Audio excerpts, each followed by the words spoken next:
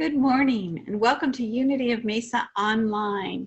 This morning we start a new 6-week series based on the book Lessons of the Turtle Living Right Side Up by author Steve Goodier. We are going to be exploring turtles' accident and the gifts that come from that. Things that we can only perceive when we have been turned upside down. So I'm Reverend Kathy Kellogg, and I'm joined this morning with Reverend Charli Tupper, minister of Unity of Verde Valley in Cottonwood, Arizona, and our guest musician, Dan Vega, who comes to us from Sedona. It is the magic of technology that we can all be at home and yet all together. Building on today's lesson, our affirmation is, I use my inherent faculty of good judgment to make right choices. Let's say that together. I use my inherent faculty of good judgment to make right choices. That is so important today, because before we go into prayer, I want to acknowledge that this week has been one of great unrest, tremendous uncertainty. And yet in that uncertainty, unrest is that tremendous potential that we might be able to make manifest heaven on earth. That Reverend Dr. King's vision of the beloved community, a society that he envisioned based on justice, equal opportunity, and love for one's fellow human beings might come into fruition.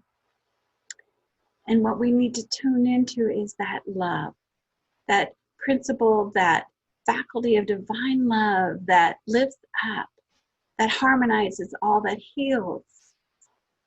And as that love radiates from each one of us, we can raise and lift out our hand and raise another to us.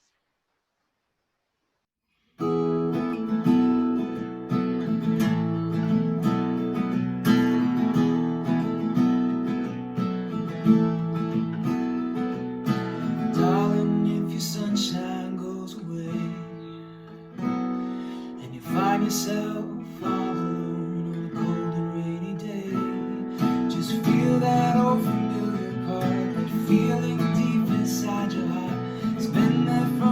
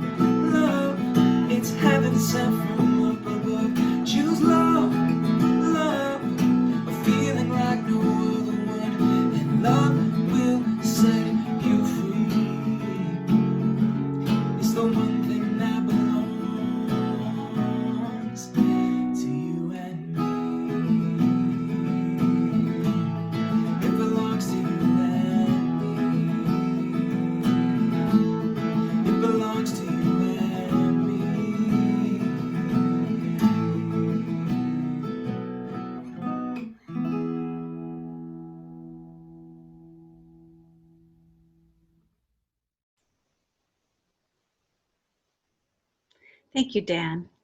Here are some things that you might want to know. We continue to have virtual fellowship out in the garden after this service. And so if you're registered, you'll get the link. And if you haven't registered, you can go now and to our homepage at unityofmesa.org and sign in. A link will be sent to you so you can join us. It's wonderful to check in with everybody and see how all are doing. Our prayer list continues, so if you have someone you'd like to add to it, go to our Unity Cares page under our Ministries tab for prayer request forms. There you'll also find information if you need direct prayer support. This week, Tuesday at 10, we're having a special sing-ha with Tony and Karen, and they extend an invitation to join them in meditation, prayer, and discussion of the current events within our country. The intention is to use the collective energy to calm and heal ourselves and our country and the world, and to experience that love and compassion for each other and our beloved community. All are invited, so register on the website under Classes tab. It will be Tuesday at 10. Then also, today, if you haven't been able to go in March and lift up your voice, today the Arizona Interfaith Movement is holding a virtual prayer vigil at 3 p.m. on their website, to heal for the healing of our nation. Prayers from many of the representatives of different faiths will be present and will offer up prayers. So you can either go to our website where there'll be a link, or to go to the Arizona Interfaith Movement, azimf.org, azim.org, and go to their event page, and you can join in that prayer vigil this afternoon for the healing of our world.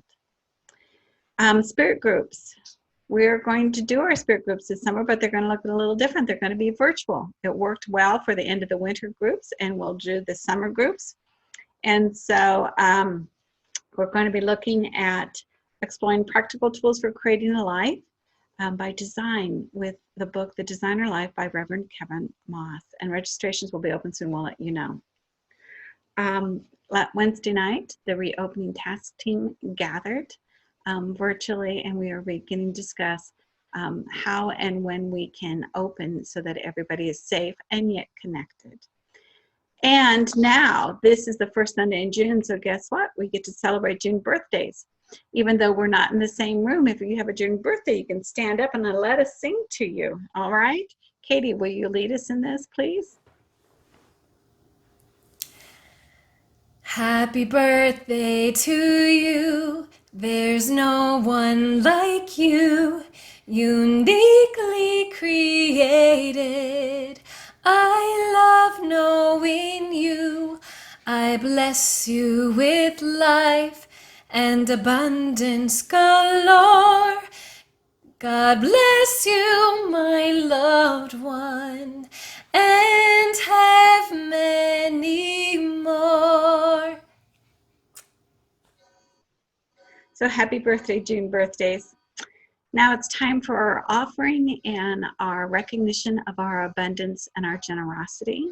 We want to celebrate this week because we wrote our first check to pay off our capital campaign. It was a check for $50,000. We give such gratitude to the congregant who supported us during the time, and we celebrate that we paid it off. Our next payment is July 1st, and so we just celebrate our well-being and goodness, and are open to receive even more to help us pay through and to build. So even though we are not physically in our buildings, we do continue to be responsible for the upkeep of our facility and our grounds and our staff. And so we are just so grateful for the continued blessings that you send in. There are many ways to give, many ways to express your generosity and your gratitude for this ministry and this spiritual community. You can do it indirectly by ordering books through our website, by adding Unity Church of the East Valley as your favorite charity on Smile, Amazon, or Fry Rewards, or direct giving through online giving using the Gift Plus app or sending a check. All this information and more can be found on our website at unityofmesa.org. So now let's take our gift of love in our hands and speak together our offering blessing. Together. Divine love, through me, blesses and multiplies all that I have, all that I give, and all that I receive. Thank you, dear Spirit. Now it's time to prepare for meditation with Reverend Charli Tupper.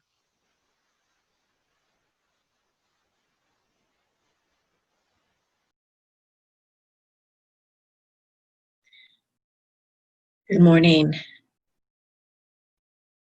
I want to invite us into a time of meditation. So I just invite you in this very moment to settle in your chair, to become comfortable. You may want to close your eyes. Take a sacred breath. And just feel that breath as it comes in and as you release it. Knowing that we breathe in life and we exhale all that is no longer in alignment with it. We allow ourselves to breathe in and to breathe out.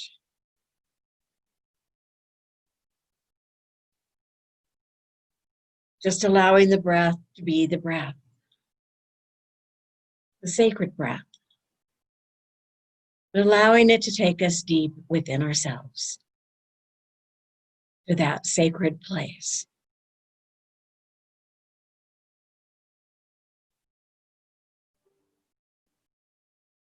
The affirmation for today is, I use my inherent faculty of good judgment to make right choices. I use my inherent faculty of good judgment to make right choices. Just take these words in as if they were your own. Life presents me with all kinds of choices, relatively minor ones and those of major consequence. I know that I make right choices is a daily requisite to happy living. The good judgment needed to make right choices is part of my spiritual makeup as a child of God. Whenever I need help in making some choice, I can turn to the Spirit of God within me. Spiritual enlightenment and discernment will reveal to me the wisest choice. The more I allow my inner good judgment to lead me, the greater benefits. I make right choices easily and with certainty. I do not feel pressured to make hasty decisions, for I know that good judgment is always available to me. As I act on divine direction, I release fear of making a wrong move or taking a wrong turn. Self-confidence and poise become my hallmarks, and my choices are positive and productive. Let us choose what is right. Job 34:4.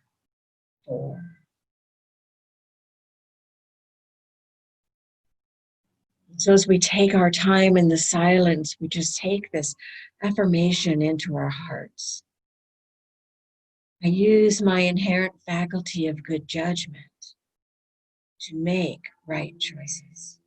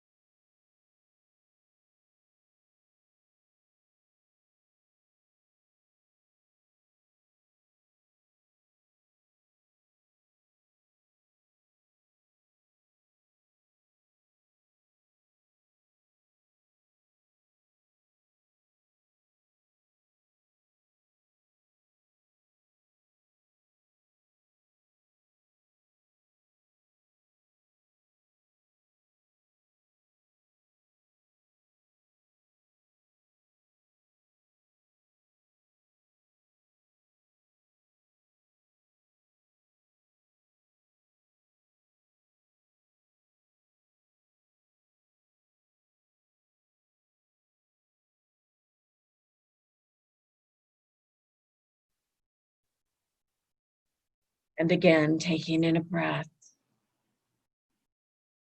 We allow that breath, that same life, that life energy to bring us back into an awareness of ourselves sitting in the chair, back into an awareness of the room that we are in, bringing with us that knowing that we have the capacity within us to make good choices. And we listen to that inner wisdom. And so it is. Amen.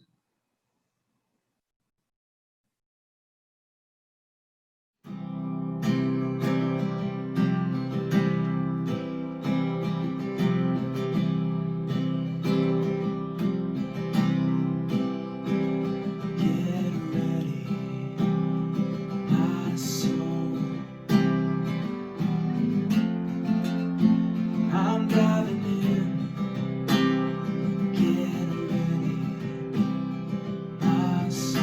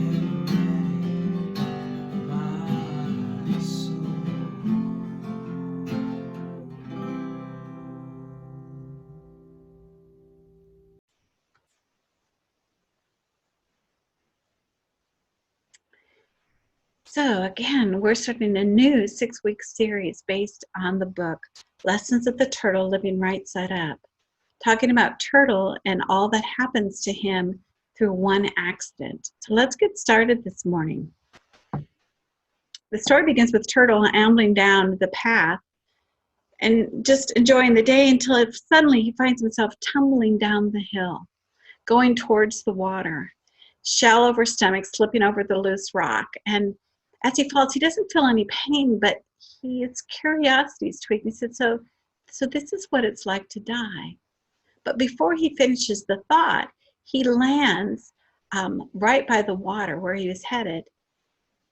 But he checks in with himself and he realizes that he's not feeling very comfortable. He feels unrestful and there's anxiety and some fear coming up because he realizes that he's upside down, laying on his shell instead of his stomach. And he knows that for most turtles, this means this demise between the blazing sun and the ants and the fox and coyotes that probably doesn't have very much longer to live. So Turtle begins to shout for help. And he screams until his voice is raspy. His energy is spent and his hope is just fading. And he lays there, and as he's laying there, he wonders, why did this happen to him? Have you ever had an event happen to you and wonder, well, why did this happen to me?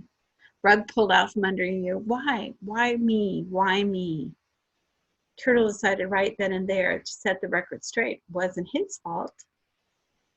He said to himself, I am not clumsy. I usually watch where I step. How did I know that that rock was loose? He was looking for someone to blame, to try to make sense of his predicament. But then he was startled by a voice was saying, well, then it must be the fault of the rock. It was Owl listening to Turtle's words. Owl offered to help Turtle if Turtle would just open his eyes. But Turtle was scared. He didn't want to see himself and to see what dying looks like. Woody Allen once said, I'm not afraid of dying. I just don't want to be there when it happens. But finally, Owl convinces Turtle to just open one eye and to take a peek. And Turtle opens his one eye, and laying on his stomach, he sees blue. There's blue everywhere. He's never seen blue before. He asks Owl, what is it? And Owl says, well, it's the sky. And those specks in the sky are birds flying. Turtle finds himself in awe of something that he's never experienced and questioned because he doesn't even know if any other turtle had experienced this. And Owl says, how is it that no other turtle besides you is in this predicament? And Turtle said, well, because I chose a different route than the others today. So let me read you their dialogue from this point forward. Owl says, so you chose your own way? Turtle, yes, I decided which way to go. Owl said, that is a great power you possess. It is the power to choose your own way. The accident happened to you because you chose a different path. How would you have felt if you'd made it to the stream without falling?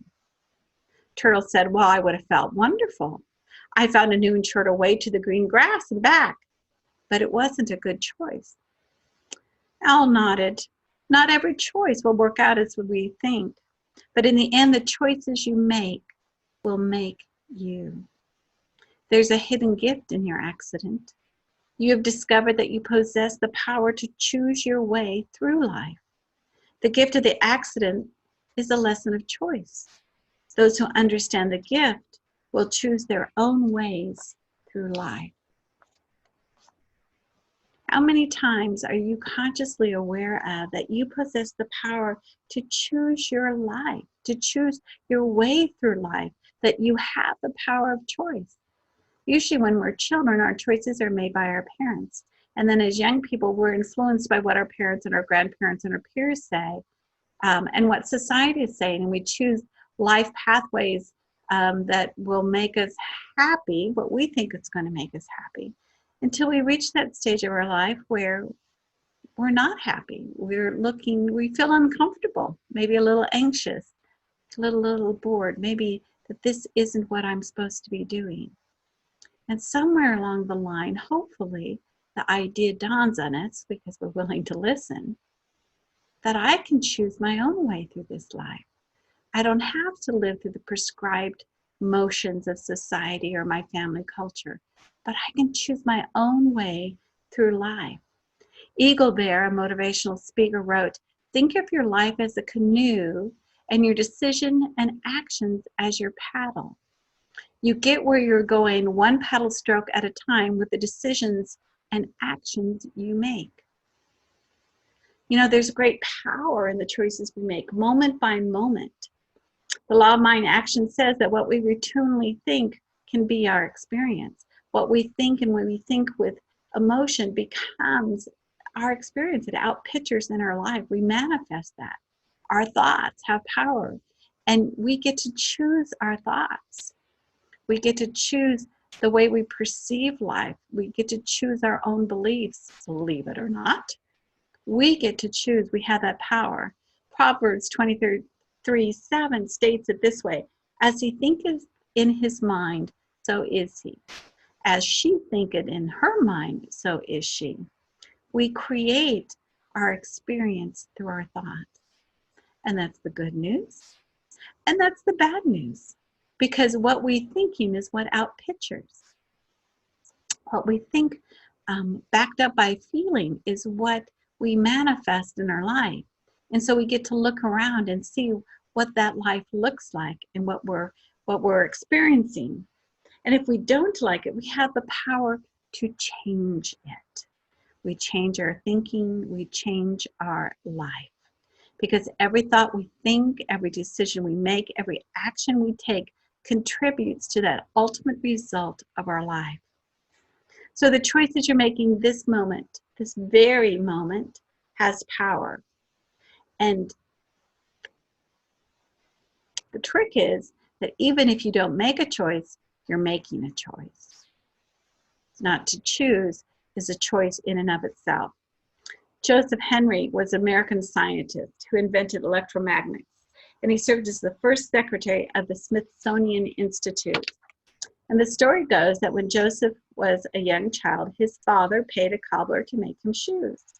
And so the cobbler told Joseph that he could choose between two styles, a rounded toe or a square toe. Well, the little boy couldn't make that decision because going to be living in his shoes was going to be a long time. And so once he chose, that's what he was going to have for quite a while. So every day for 3 days, he would go into the cobbler's, he'd look at the rounded toe, he looked at the square toe, he looked at the rounded toe and square toe. Until the third day, when he went to the cobbler shop, the cobbler handed him a package wrapped in brown paper. And when he opened it, there was his pair of shoes, one rounded toe, one square toe. When we don't make a decision, decisions will be made for us. And that means others will make it for us because we have to go on. And so part of the gift of this accident is remembering that we have the power to choose our way through life, and that we have to master our lives or someone else will. Now, can you control everything in your life? No, you can't. What we can control is the way we respond to it. So, how do we respond to our life? How do we spend our free time? Who are the people we hang out with? What books do we read? What TED Talks do we listen to? What television shows do we watch? All of that helps create that mosaic of our experience, of what we're building in our minds and our hearts, and then outpicture in our lives. So what we can control is not necessarily what comes at us, but what comes from us. We can control our thoughts. We can control our attitudes. We can control our priorities.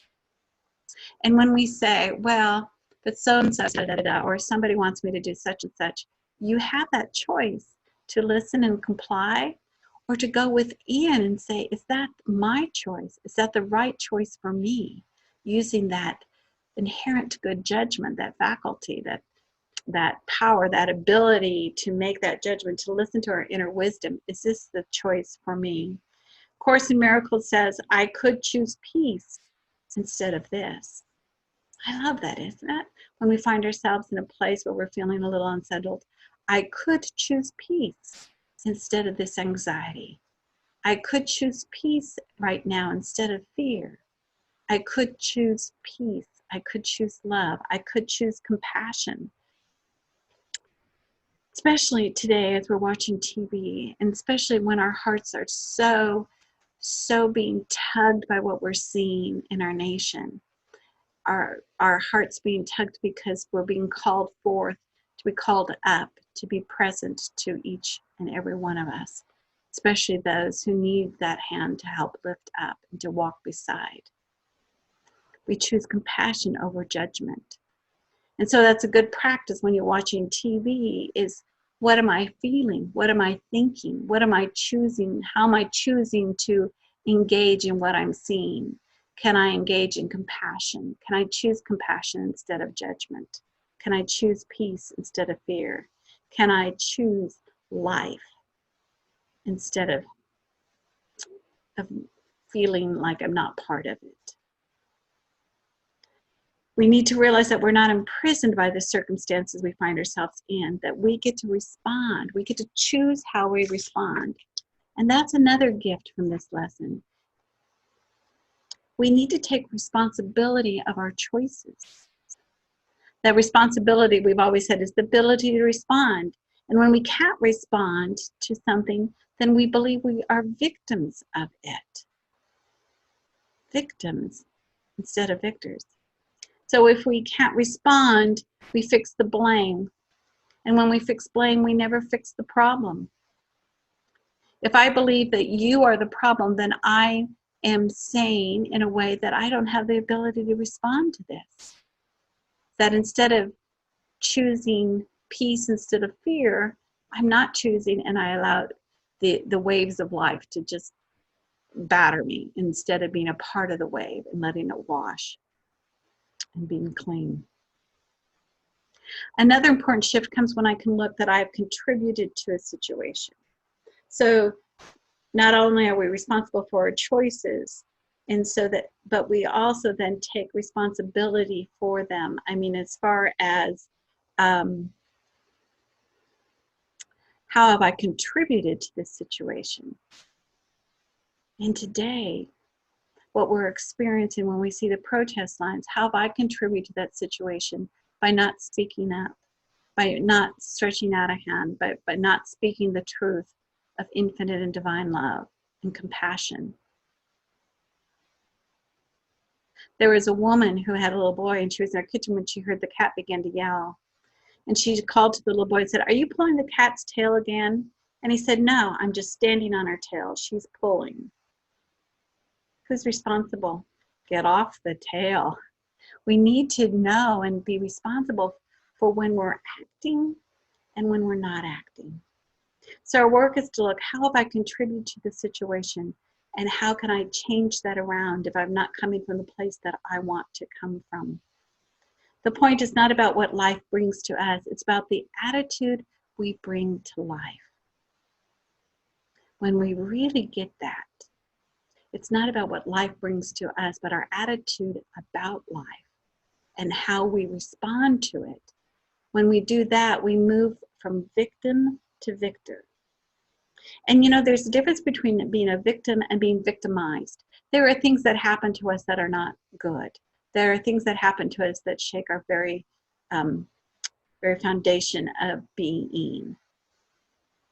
But it is about knowing that we're being victimized, but I can do something about it. I can make a choice. I can move step by step, even if they're baby steps, to change that response, to change how I feel about it, to change my life. For all of us have found ourselves treated unfairly at some point in our lives. And sometimes our choices are very limited. Buddy Hackett once says, "My mother's menu consisted of two choices, take it or leave it." Have you ever felt that way, that those are the only choices you have? One of the things that I've done when I work with young people is when a lesser choice was made is to say, what might have been choices you had? And a lot of times our young people, they see two choices. But when we work and say, well, could you have done this and this? When you have a whole menu of choices, You stand on firmer ground to make a greater choice than the one you did. Sometimes, in some situation, our choices may be just simple acceptance, that we can't control the cards we were dealt, but we can decide how to play the hand. I love that. We can't control the cards we are dealt, but we can decide how to play the hand. And that's where the power lies. We get to make those decisions. One of my friends, who is a minister, says that when people come up to her and ask, why is this happening to me? She answers, I don't know. But what I do know, that within this situation, there's an opportunity for you to find the power within you and rise above it. And I will support you and pray while you do just that. Listen to that again. Why is this happening to me? I don't know. But what I do know is that within this situation, there's an opportunity for you to find the power within you and rise above it. And we will support you through prayer while you do that.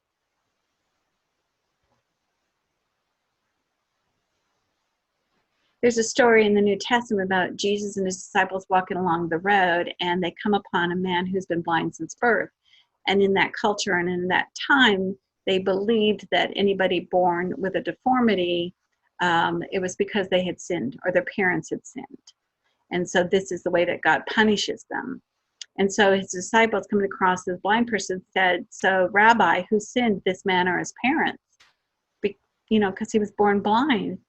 And Jesus said, neither the man or the parents sinned, but this happened so the works of God might be displayed in him, that we might pull out that power. Because it's so much more empowering to wonder how this can be used. Our situation can be used to bring out the power within me, to glorify the Spirit, the divine within me.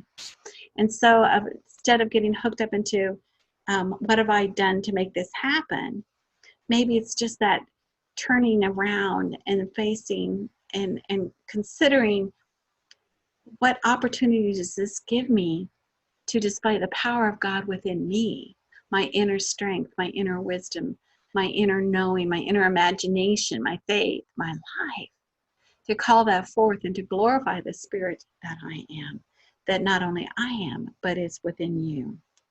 Gretchen Alexander was born blind and unable to see from her entire life, but that didn't stop her. She tried archery, she played golf, baseball, she went sailing, water skiing. She was once asked if there was anything that she wouldn't do, and she said, I decided to never skydive. It would scare the heck out of my dog. Life coming at her didn't stop her from making the choices to live the life that she chose to live. And we all have that choice. When we encounter setbacks, and sometimes it's moment to moment, depending on what we're going through, and sometimes we can go days without having life coming at us. But if we remember that there are no failures in life, only results, when we move through the various experiences, remembering that the universe is a friendly place and God is in charge. If you remember our first principle, there's only one presence and one power in my life and in the universe, God the good, omnipotent, all-powerful. God is in charge. God is first. And if you don't like the word God, use spirit or infinite presence or that divine energy, that vital energy that flows under all of life, connecting us. Seek ye first that kingdom. Seek ye first to connect with the truth of your being, and then all things shall come with you. When we spend time in prayer, asking for guidance, that inner spirit will direct us in the path that will bless us and bless others, for our good is good for all. As we begin to build this, as we begin to turn within and to make those choices and to trust Spirit to guide us, we begin to build our faith muscles and know that we will never be steered wrong. We can allow our inner wisdom to show us the way, to bless us. So we need to resolve to be a master of change rather than a victim of it, because change will always be with us, right? Let's master it through our inner guidance instead of being a victim of it. As Owl said to Turtle, the gift of this accident is the lesson of choice. So whatever may be happening in your life, whatever the catalyst may be, if you see it as an opportunity to choose your own way, then you have taken that first step in transformation. So the 3 takeaways today are this: choose your life, choose to live your life as you wish. Choose to live your life as you wish.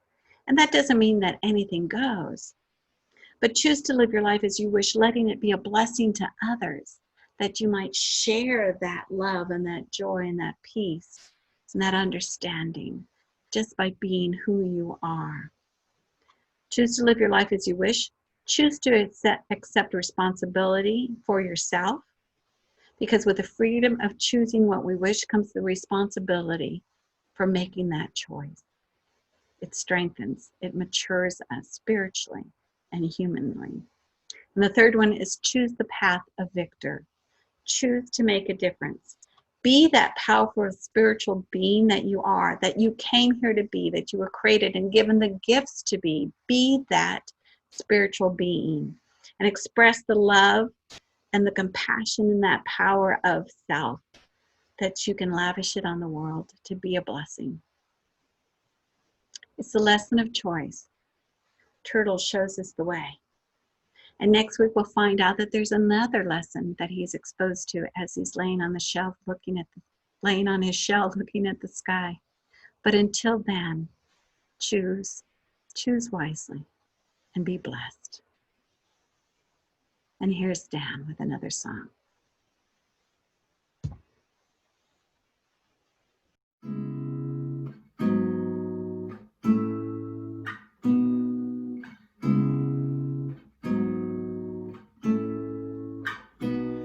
Some days you don't want to get out of bed, yeah.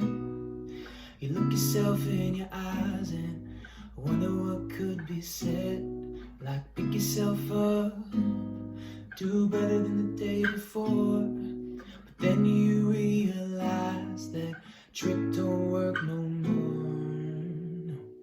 You gotta follow your heart, it's known you from the start. It'll bring you everything you need, endless possibilities. Follow your heart, you will never be apart. It will lead you where you need to go. You'll become a living work of art. A living work of art. Oh, oh, yeah.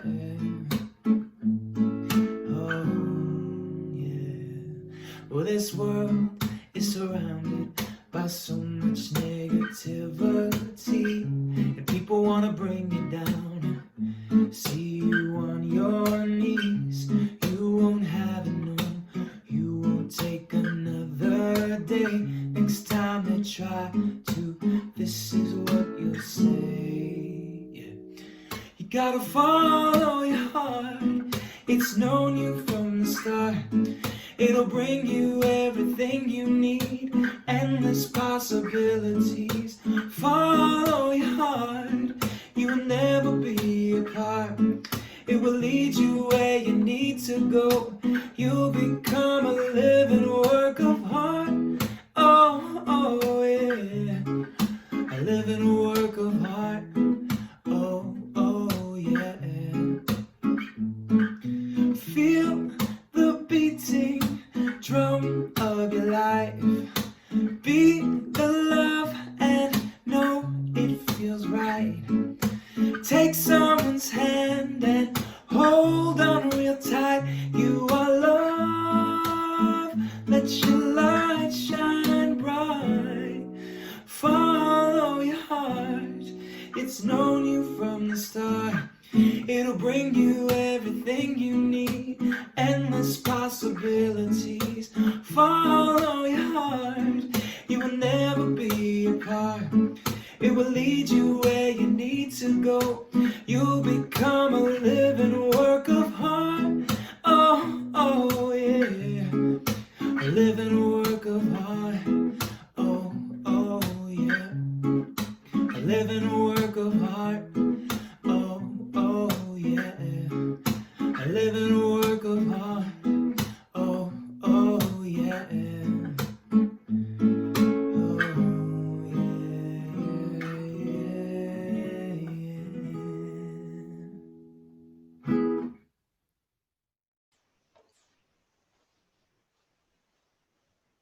Thank you, Dan. This week, as we go through moment by moment, let us be intensely aware of how we act or react, what choices we are making, because the choices we make and the thoughts that we think help create the world that we live in. May it be a world of love, peace, and joy for all people. Let's say our prayer of protection together for ourselves and for those that we see in the news, those in our community, for those in our world. Together, the light of God surrounds us, the love of God enfolds us, the power of God protects us, and the presence of God watches over us.